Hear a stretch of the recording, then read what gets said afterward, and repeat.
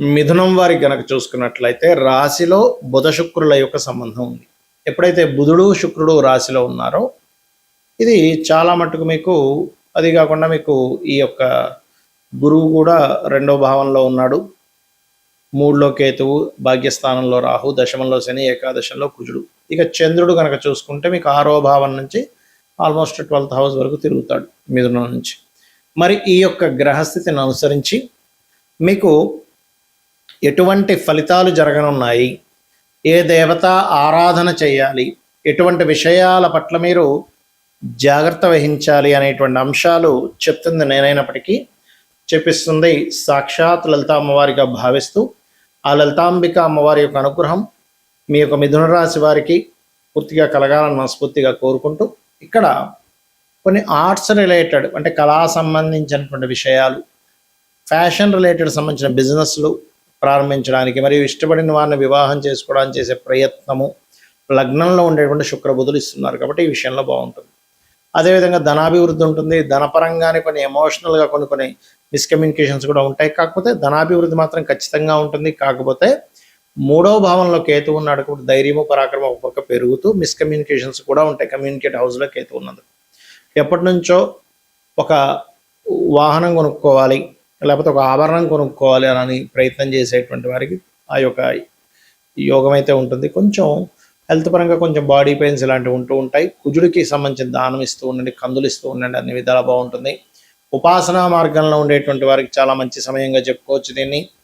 1వ తేదీ ఎట్టి పరిస్థితుల్లో ఎవరికి అప్పుగా ధనం మాత్రం ఇవ్వకండి, దానివల్ల ఇబ్బంది వస్తుంది, గుర్తుపెట్టుకోండి. మరియు అదేవిధంగా 7, 8 తేదీలు దూర ప్రాంతాలకు ప్రయాణం చేసేటప్పుడు కాస్త జాగ్రత్తగా ఉండాలి. 9, 10 తేదీలు మీరు ఎట్టి పరిస్థితుల్లో కూడా మీరు చేసేటువంటి ఉద్యోగం విషయంలో తొందరపాటు నిర్ణయాలు పనికిరావు. అదేవిధంగా ఉద్యోగం కోసం ఎవరికైనా ధనాన్ని కట్టడం లాంటివి చేయకండి. గురుబలం ఉంది కాబట్టి సహజంగా మీరు ప్రయత్నం చేసుకోండి, ఖచ్చితంగా బాగుంటుంది. మరియు ఇక్కడ పితృదేవత ఆరాధన చేయడం అనేటువంటిది మంచిది. భాగ్యస్థానంలో రాహు ఉన్నందుకు 12వ భావంలో ఎప్పుడైతే 12వ భావాధిపతి అయినటువంటి శుక్రుడు చతుర్థాధిపతి అయినటువంటి బుధుడితో కలిసి ఉన్నాడో ఇది ఇచ్చేటువంటి రిజల్ట్ ఏమిటి అని చెప్పి చూసుకున్నట్లయితే ప్రధానంగా ఇక్కడ ఇది మీరు ఏదైతే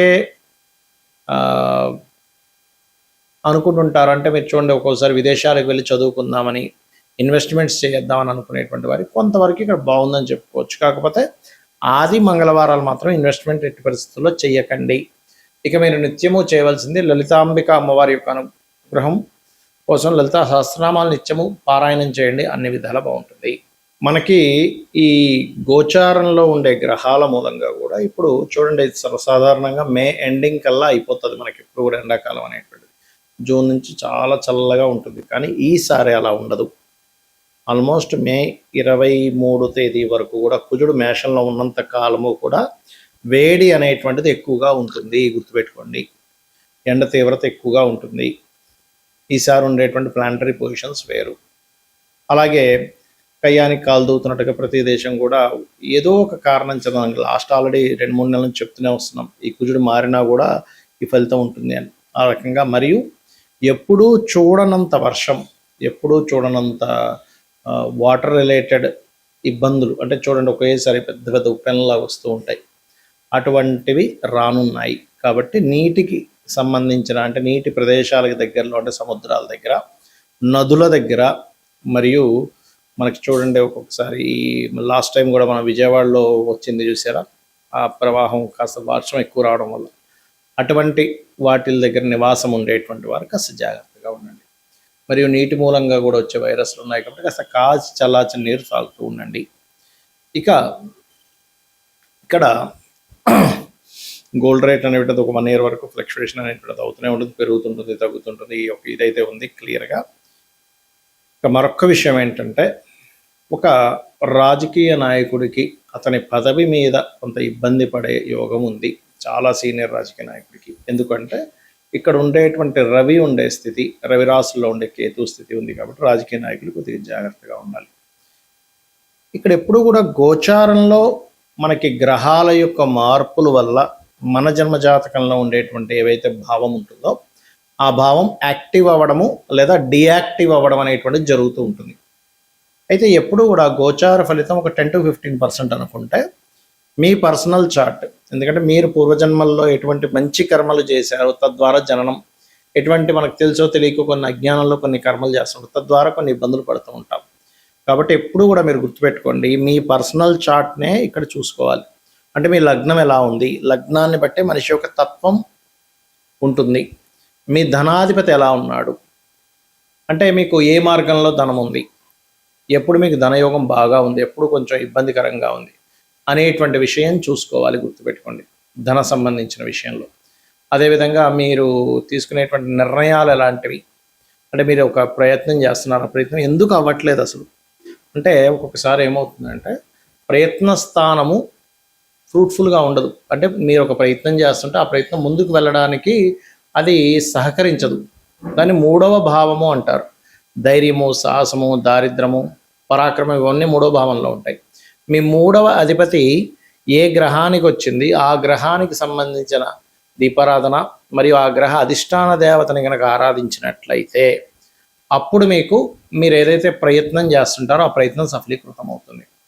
అలాగే మనకి జ్యోతిష్శాస్త్రపరంగా గ్రహాలు ఎలా అయితే మనల్ని సేవ్ చేస్తూ ఉంటాయో అదే విధంగా మనకి ప్రత్యేకంగా చుట్టూ ఉన్నటువంటి, అంటే మనం ఎక్కడైతే నివసిస్తుంటామో ఆ నివాసం ఉంటున్నటువంటి ఇంట్లో 16 జోన్స్ ఏవైతే ఉంటాయి, 16 జోన్స్, ఆ 16 జోన్స్ కూడా మనల్ని రూల్ చేస్తూ ఉంటాయి. అక్కడ కూడా నవగ్రహాలు ఉంటాయి.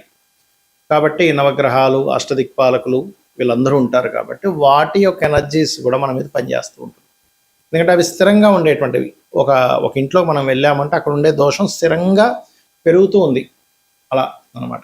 కాబట్టి మీరు ఒక గృహం తీసుకునేటప్పుడు ఏ డైరెక్షన్లో ఉండేటువంటి గృహాన్ని మీరు తీసుకోవాలి. అన్ని డైరెక్షన్స్ మంచివే, గుర్తుపెట్టుకోండి. ఇక్కడ తూర్పు, పడమర, ఉత్తర, దక్షిణము, ఆగ్నేయము, వాయువ్యము, అదేవిధంగా ఈశాన్యము, అన్నీ మంచివే. 16 డైరెక్షన్స్ మంచివే. కాకపోతే ఇక్కడ ఏంటంటే మీకు ఏ డైరెక్షన్ పనిచేస్తుంది ఈజ్ మోస్ట్ ఇంపార్టెంట్. ఇది ప్రధానంగా గుర్తుపెట్టుకోండి. అదేవిధంగా మరొక విషయం ఏంటంటే ఇక్కడ మీకు సంతాన అభివృద్ధి ఎందుకు లేదు, సంతానం అభివృద్ధి అవ్వాలంటే ఏం చేయాలో కూడా మీ జాతకంలో ఉంటుంది. అదేవిధంగా మీరు రుణరోగ శత్రు బాధలు ఎలా తగ్గుతాయి, అసలు వివాహ యోగం ఎప్పుడుంది, ఎలాంటి వ్యక్తితో ఉంది, ఏం చేస్తే వివాహ యోగం కలుగుతుంది, అది సిన్సియర్గా చేయగలగాలి. ఒక మంత్రం చెప్పాము వివాహం అవ్వడానికి, ఓం కామేశబద్ధ మాంగళ్య సూత్రశోభిత కందరాయ నమః అని. 2 రోజులు చేసి మానేసి మళ్ళీ వారం రోజుల తర్వాత మళ్ళీ మొదలుపెట్టి మళ్ళీ మానేసి 2 రోజులు చేసి అలా చేస్తే మీకు ఎక్కడా కూడా ఫలితం రాదు, గుర్తుపెట్టుకోండి. చిన్న ఎగ్జాంపుల్, జిమ్కి వెళ్తేనే రెగ్యులర్గా వెళ్ళాలి. ఒక 2 సంవత్సరాలు వెళ్తే మీ బాడీ ఫిట్ అవుతుంది. అలాంటిది మీరు మంత్రము ఎలా పనిచేస్తుంది, 2 రోజులు చేసి మానేసి మళ్ళీ 3 రోజులు చేసి మానేస్తే పనిచేయదు. రెగ్యులర్గా రోజు చేసేటువంటి మంత్ర సాధన మీకు చక్కటి ఫలితాలను ఇస్తుంది, గుర్తుపెట్టుకోండి. అలాగే మరొక విషయం ఏంటంటే ఇక్కడ గమనించినట్లయితే మీరు ఎప్పుడూ కూడా మీ జాతక చక్ర రీత్యా, అంటే మీ యొక్క దీని పరంగా చూసుకుంటే ఎప్పుడు కూడా గుర్తుపెట్టుకోండి, మీ లైఫ్లో ఒక మంచి దశ అనేటువంటిది ఉంటుంది. ఆ మంచి మహాదశ ఎప్పుడు ఉంది, మంచి అంతర్దశ ఎప్పుడు ఉంది, అప్పుడు ఎక్కడా కూడా మనం రెస్ట్ తీసుకోకుండా పని చేయగలగాలి. అది అసలు మీకు ఆ సమయం అనేటువంటిది ఏదైతుందో మీరు రెగ్యులర్గా సంపాదించేదానికంటే ఒక 10 టైమ్స్ ఇచ్చే టైం అంటారు దాన్ని, మహాదశ. అది ఒక్కొక్క లగ్నానికి ఒక్కొక్క గ్రహం ఇస్తూ ఉంటుంది. ఒక్కొక్కసారి కొంతమందికి 2-3 దశలు బాగా కలిసి వస్తాయి, కొంతమందికి ఒక్క దశ కూడా కలిసి రాకపోవడం, కొంతమందికి లైఫ్ లాంగ్ అద్భుతంగా ఉండడం, కానీ కొంతమందికి 1-2 దశలు కలిసి రావడం జరుగుతుంది. అదేంటో పట్టుకోగలగాలి. లేదా ఇప్పుడు నడుస్తున్నటువంటి మహాదశ బాగా యోగించాలంటే ఏం చేయాలో పట్టుకోగలగాలి. అంటే ఎలా చేసుకోవాలి, ఇప్పుడు నడుస్తున్న మహాదశానాథుడు ఎంత పర్సంటేజ్ మనకు ఫేవర్ చేస్తున్నాడు, ఒక 20%, 30%, 40%, 50%, లేకపోతే 70% అనేది ఉంటుంది, 80%, 90%. ఇప్పుడు మిగిలింది ఎందుకు అక్కడ మనకి యోగించట్లేదు, దానికి సంబంధించినటువంటి రెమెడీ ఏం చేసుకోవాలి, చిన్న చిన్న దానాలతోని, ఒక మంత్రంతోని దాన్ని అధిగమించవచ్చు. సో ఇవన్నీ చేస్తూ అమ్మవారి అనుగ్రహాన్ని మీరు పరిపూర్ణంగా పొందాలని మనస్ఫూర్తిగా కోరుకుంటూ శ్రీమాత్రే నమః.